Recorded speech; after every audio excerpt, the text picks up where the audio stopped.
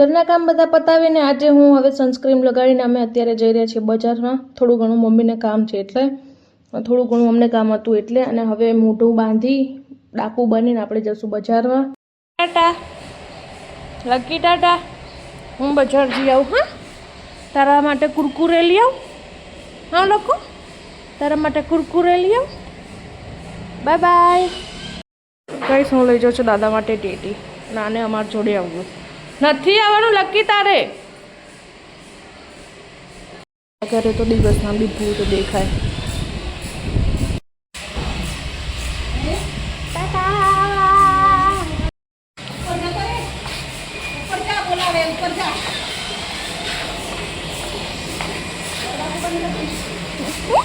વિચારો કેવું જુએ રો.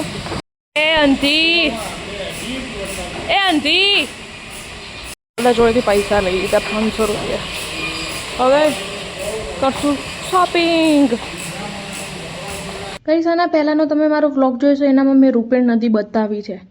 એ રૂપેણ નદી ને આ રૂપેણ નદીમાં કેટલો ફરક છે. પહેલાં કેટલું જંગલ જેવું હતું ને અત્યારે બધું સાફ કરી નાખ્યું. એટલું મસ્ત લાગી રહ્યું છે ને.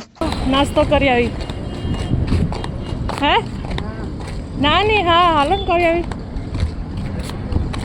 થોડોક કરી લઈ. મારા મમ્મી નાસ્તો કરાવવાની ના પાડી દીધી તો આપણામાં શક્તિ નથી રહી તો આપણી રિક્ષામાં પાછા બેસી ગયા હતા હું મારા મમ્મી ને મારી બેન.